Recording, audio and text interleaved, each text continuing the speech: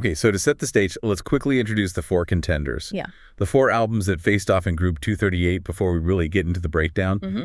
It's a really diverse field, which makes the evaluation in the album quest inherently challenging. It's a real grab bag. It is.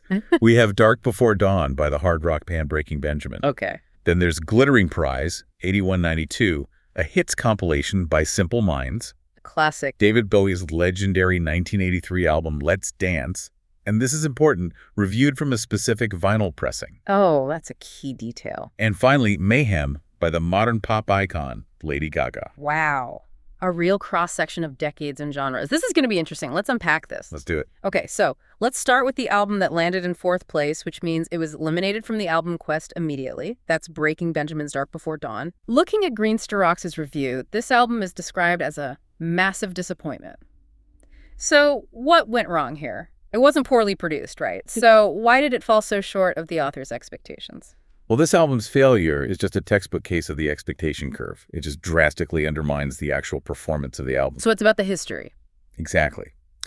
To understand why Dark Before Dawn failed, you really have to look at the author's history with the band. Greensterox admits they had struggled for a long time to connect with Breaking Benjamin's earlier stuff. Right, I remember reading that. Yeah, albums like Saturated and So Cold. They were characterized as raw and unwelcoming, not necessarily bad, but just abrasive. They didn't really generate that loyalty in the listener. So a rocky start to the relationship, but then there was a high point, wasn't there? A moment that kind of reset the expectations for the band's future. Precisely. The game changer was the 2009 album, Dear Agony. That record was praised as hitting the hard rock sweet spot. It provided a sense of genuine evolution. It felt accomplished, mature. It offered this solidly produced, compelling experience. So it suggested the band had finally found their voice. They'd moved past that abrasive sound from their origins. That's it, exactly. The expectation then, when Dark Before Dawn finally shows up 6 years later... 6 years is a long time. It is. The expectation was for an evolution of that polished, mature sound, or at the very least, a continuation of that sweet spot rock. And that's where the disappointment set in. And that's where it crystallized. Instead of moving forward, Greensterox felt that Dark Before Dawn was a fallback. A step backward. A big one. The critique notes that while the album was strong in the production department, so it sounds professional, it's loud, it's polished, the actual songwriting and structure went back to what the author disliked about their earlier work. So what does that mean in practice? Messy, thrashy, and incoherent weak metal of yesteryear. Is the quote, right? That's the one. It's a fascinating distinction. It wasn't the sound quality that was weak, it was the song composition. So even if the production is strong, all the instruments are clear and powerful, the composition itself can still feel incoherent. It suggests the arrangements just lacked focus. On Dear Agony, it seemed like the band was prioritizing structure, melodic resolution. But on Dark Before Dawn, it was all about the high-octane energy, the loudness, the speed. But the arrangements felt chaotic. That's it. It was metal that sounded polished on the surface, but, it lacked any real depth underneath. And the overall listening experience was dismissed with the ultimate damning adjective. Criminally bland. Criminally bland. And that highlights a core principle of this whole album quest, doesn't it? Sheer enthusiasm and high-volume energy just aren't enough if the material feels like a regression, or if it just fails to stick. High production can only polish blandness so much. Mm-hmm. But even in this context, an overall disappointment, the album still managed to produce one moment of real connection for the author, the track Ashes of Eden. Yeah, and that track is crucial because it's the one exception that kind of proves the rule. Okay. And it aligns with a recurring theme that Greensterox often notes about heavy bands in general. A lot of the time, their lighter touch material turns out to be their most sophisticated and effective. Right. And Ashes of Eden is singled out as a beautiful, minimalistic ballad. It is. It sounds like the moment where they just dropped all the thrashy posturing and focused entirely on vocal depth. Yeah. Absolutely. It features an excellent vocal performance from the singer, Benjamin Burnley. It's a moment of genuine clarity and melodic focus that just cuts through the aggressive noise of the rest of the album. So it confirms the capability for that mature rock was still there. It was still present in the band, yeah. Yeah. But it was just largely overshadowed by what the author perceived as this less focused, messy material. So it's the one track that saves the album from being a complete washout, but it's not nearly enough to save it from elimination in the album quest. Correct. It scores high marks on its own, but it just cannot carry the weight of all the surrounding tracks that are actively dragging down the average score. And that ultimately leads to that fourth-place finish. And this is where the quirky personality of the Album Quest reviewer really comes into play, isn't it? Greenstocks noted this odd lyrical coincidence within Group 238, almost as if the universe was dropping hints. The Eden coincidence. Yeah. Yes. The reviewer explicitly notes that both Breaking Benjamin, with Ashes of Eden, and Lady Gaga, with her song Garden of Eden, both have Eden-themed tracks in the same randomly assembled group. It's a very unusual thematic overlap across two wildly different genres. Right. And while that obviously doesn't affect the ranking score, you can't give bonus points for accidental thematic alignment. No, you can't. It certainly adds that layer of personalized observation that makes this whole Album Quest series so much fun to follow. You know, what is the universe trying to tell us? Maybe the answer is simply that garden metaphors are just universal. But it's a great observation. Well, let's use that coincidence as our transition. We'll move now from the eliminated thrash metal to the two albums that excelled in production but faced these critical material conflicts, the ones that finished third and second. Okay, so if Dark Before Dawn suffered from a material problem that was kind of disguised by strong production, the next two contenders, David Bowie and Lady Gaga, they faced the inverse and maybe a more agonizing challenge. Which is? They had spectacular, masterful, high-budget production that just couldn't elevate all of the material on their albums to the standard required. Which brings that classic quality versus consistency debate right to the forefront of the Album Quest. Exactly. Let's start with David Bowie's Let's Dance. It landed in a highly respectable but ultimately eliminated third place. What makes the analysis of this album so revealing is the author's starting point. This is the first time Greenstocks had ever really sat down with a Bowie studio album. And that lack of, decades-long baggage is so crucial here. The reviewer confessed they knew the greatest hits, the heroes, the Ashes to Ashes, but this vinyl copy of Let's Dance, inherited from his father, which is a nice detail. a very nice detail, and it was digitally recorded for multiple listens in the car, which is crucial for the Album Quest methodology. This was a true baptism into Bowie's album world. A clean slate review, free from all that historical critical weight. And what immediately overwhelmed this fresh pair of ears was the sound quality. The production is described in genuinely glowing, almost reverent terms. Oh, absolutely. The sound is instantly characterized as calming and agreeable on the ears. Greenstocks calls it an immaculately produced and well-contained jazz rock show. We're talking about sonic perfection that just sets a new benchmark for the entire group. What are the key technical details that are noted? Well, a consistently bold rhythm section and a remarkably sharp clarity to each and every instrument. That remarkable clarity is no accident, though. You have to acknowledge the creative powerhouse behind the mixing desk. The album was produced by Bowie himself alongside Nile Rodgers. Precisely. And Greenstocks immediately recognizes them as two masters of album making. Of course. And when we talk about the technical genius of this record, you have to talk about the Nile Rodgers touch. That's what elevates the sound beyond your standard 80s pop. What does that touch entail exactly? Well, Rodgers is famous for his clean, syncopated funk guitar work. He brings this precise, high-end rhythmic focus. And he ensures that even when the music gets layered, every single instrument has its own space to breathe. It's the definition of a high-fidelity, polished sound. It really is, and this specific inherited vinyl pressing seems to have captured all of that sonic excellence perfectly.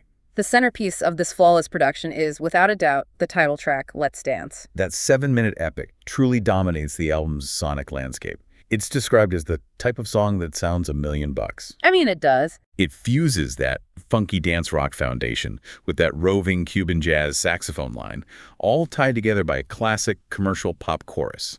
And throughout the whole album, Bowie delivers what's called a masterful vocal performance, emitting great character and passion. But the production wasn't just about the mix and the rhythm. It also featured a now legendary guitarist who was, at the time, still relatively unknown, providing those sumptuous guitar lines. And we were talking about Stevie Ray Vaughan. His contribution here is just fascinating. He infuses these polished, funky pop tracks with his signature blues rock prowess.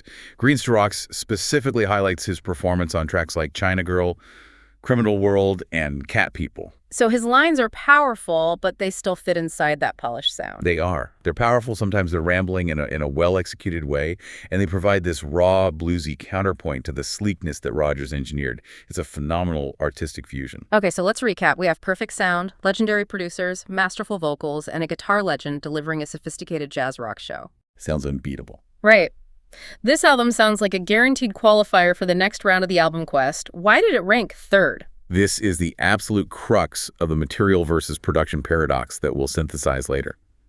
Despite sounding magnificent, a 10 out of 10 on the sonic quality scale, the material itself was deemed underwhelming. Wow. In the subjective ranking of the album quest, sounding great is just not a shield against inconsistent or weak songwriting. Okay, we need to analyze that inconsistency. Why was the material inferior enough to be beaten by a compilation that was, as we'll find out, sonically flawed? The problem was consistency. Simple as that. While the hits Let's Dance, China Girl are iconic, the album just falters dramatically elsewhere. Greenstrokes pointed out that track Ricochet is a fairly poor song that underpins the problem with this album. So it's not just a filler track, it actively breaks the flow. Yeah.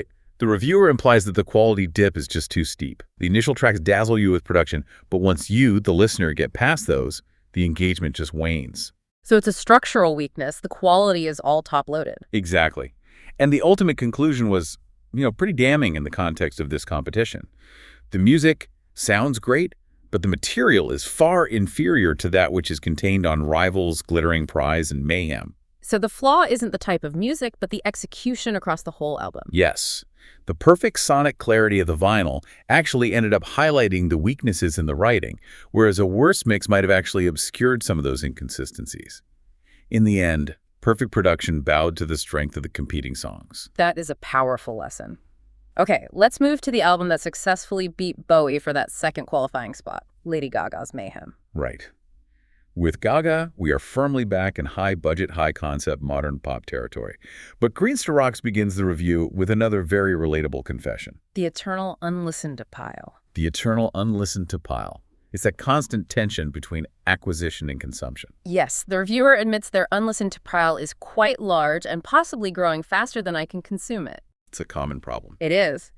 And it's fueled by Christmas gifts and a new hobby of roaming charity shops for CDs and vinyl. He received Mayhem and Chromatica for Christmas, and yet it took him months, nay years, to get around to them for the album quest. It perfectly contextualizes the vast and overwhelming nature of this whole musical undertaking. It really does. And this album review really lets Greenstrokes' personality shine through, particularly with their deep knowledge of 80s cartoons and speculative analysis. The reviewer posits a very specific theory about the aesthetic influence behind Mayhem. It's the MASK theory. It is? We know Greenstrokes has a history of spotting these connections, previously noting that the Born This Way cover art made Gaga look like the GoBots' arch-villain Cycle. And now, they're speculating that Mayhem is named after Miles Mayhem, the chief antagonist of the MASK cartoon, all about high-tech masks and transforming vehicles. It's a fantastic piece of cultural criticism. Greenstrokes even muses whether they're the first to spot this Easter egg, or if they're just, inventing connections based on coincidence. Either way, it sets the stage for analyzing Gaga's highly influenced, high-concept approach. But let me interrupt the flow here and just challenge the premise a little bit. While these external theories are really enjoyable, how much do they actually influence the final ranking in the album quest? I mean, can these cultural diversions distract from the pure musical judgment that's required?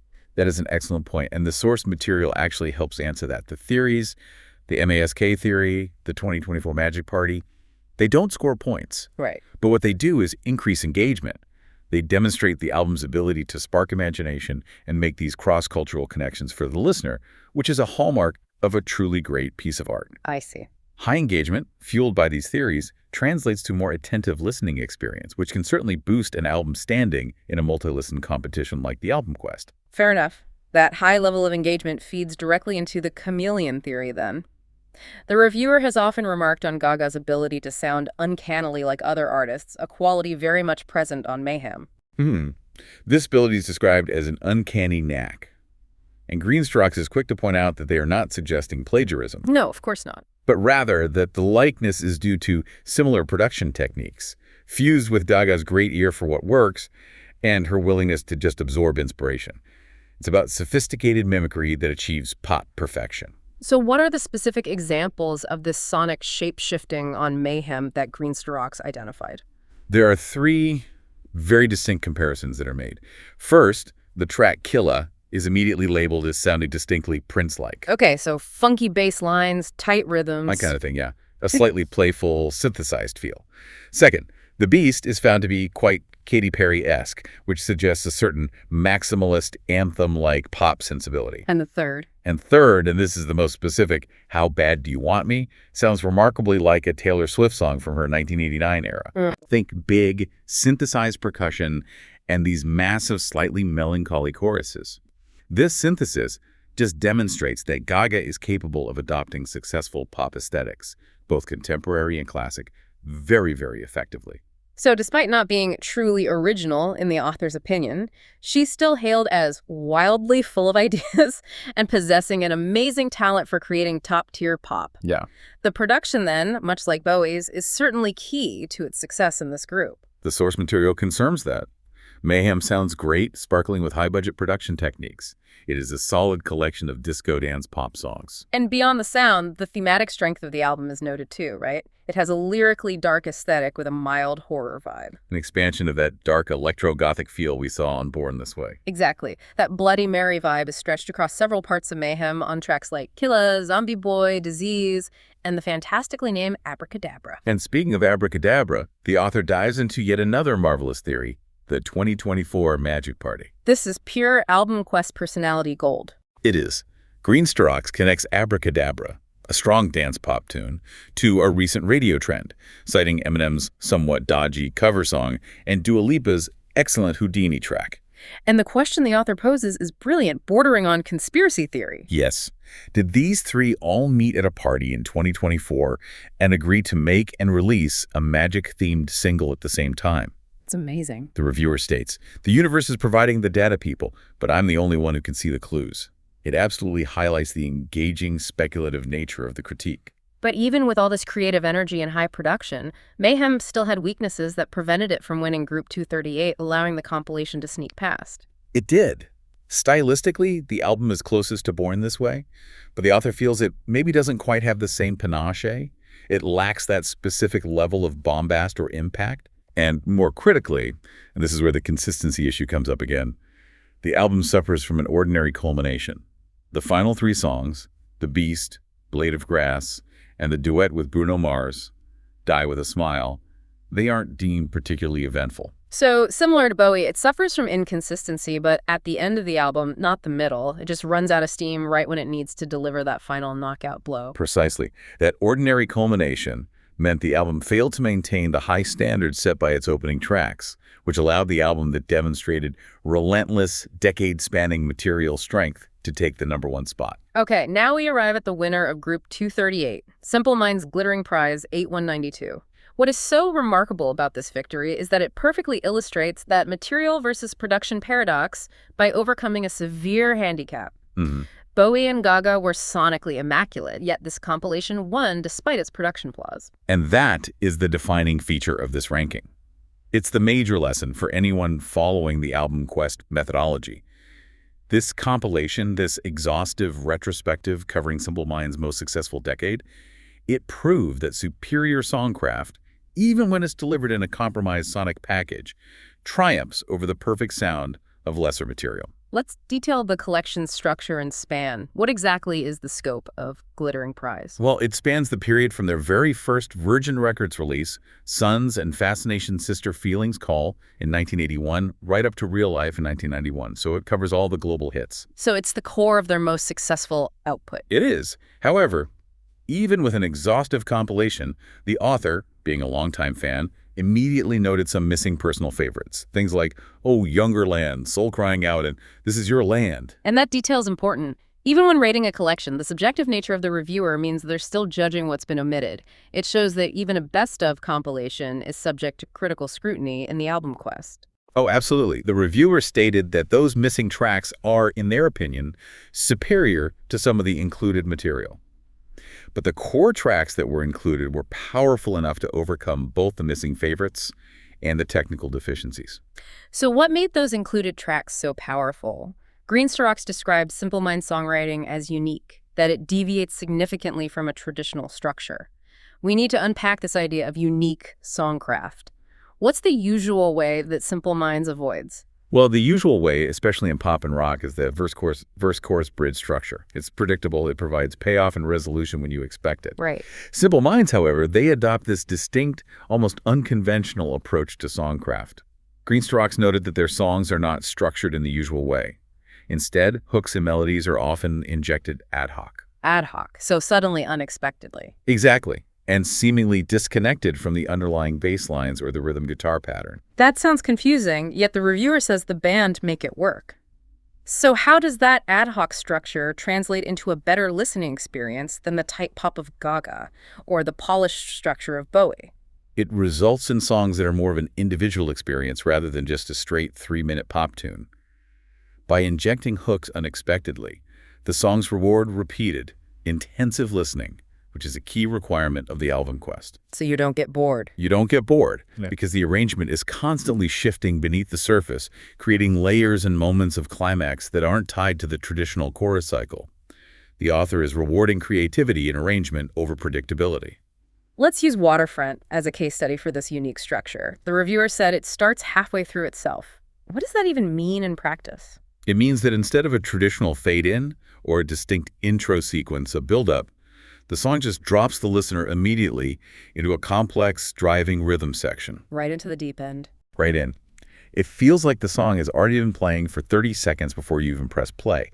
It's an immediate, high-energy immersion that forces you to catch up. And that challenges the listener, but it provides a much richer, more dynamic reward upon repeated engagement. Which, again, is vital in this particular Music Quest format. Absolutely. Give us some other track examples that illustrate this enduring quality. Okay, Don't You Forget About Me, which became their signature hit, is defined not as a rock song, but as a synth-pop classic because of its incredible density. It has so many layers of keyboards that it just transcends typical genre labeling. Mm-hmm. And then there's Someone, Somewhere in Summertime.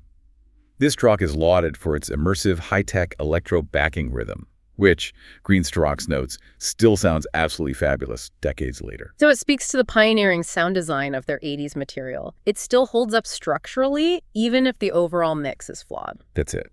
And anchoring the whole collection is an emotional centerpiece that provided the necessary gravitas to compete with Gaga's high-concept pop. And that would be... That would be Belfast Child, which is described as a masterfully epic ballad of tragedy and hope. It sits right in the middle of the compilation, and it provides this real emotional weight and scope. Okay, now for the critical challenge.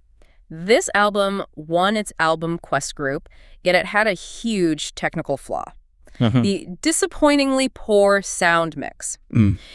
If the core rule of the Quest is repeated listening back-to-back several times, wouldn't a sonically wobbly mix become increasingly irritating? Wouldn't it actively penalize the album? How did the author overcome that sonic pain? And that is the essential challenge to Simple Minds' victory. Greenstock described the mix as disappointingly poor and sonically wobbly, even when played on an expensive hi-fi setup. So it wasn't the equipment. No. The author speculated this might be a bad CD pressing or just a general issue with the original production and mixing of this specific compilation. And the contrast must have been just jarring next to the immaculate clarity of Bowie and the high-end sparkle of Gaga. Extremely jarring. The compilation, despite having these big stadium rock anthems, appears sonically wobbly next to Mayhem, Let's Dance, and even the thrashing of Dark Before Dawn. So technically it was the weakest entry. By far. But the key to its victory lies in the sheer, undeniable quality of the songwriting. So the songs were so structurally rewarding and emotionally resonant that the brain just prioritized the strength of the material over the irritation of the poor technical execution. Precisely. The final conclusion explicitly stated that Glittering Prize won solely on the balance of material. The overwhelming consistency and superior quality of the tracks, that ad hoc, compelling structure, were enough to override the technical flaws. So the author concluded that the superior tracks tame Gaga's Mayhem and put a stop to David Bowie's dancing. He did. This collection of superb tracks proved to be the ultimate winner in Group 238, and it validates the principle that substance beats polish in the album quest. Okay, time to officially review the final rankings of Group 238 before we synthesize the critical methodology we've learned. The two albums progressing to round 2 of the album quest are: In first place, we have 1, Glittering Prize 8192 by Simple Minds, and in second place too, Mayhem by Lady Gaga. Which means David Bowie's Let's Dance finished third, and Breaking Benjamin's Dark Before Dawn was eliminated in fourth place. If you just look at those results, a poorly mixed 80s compilation and a high-concept modern pop album progressing over a sonic masterpiece by David Bowie, the Album Quest methodology reveals some deep insights into how music is truly valued by this specific reviewer.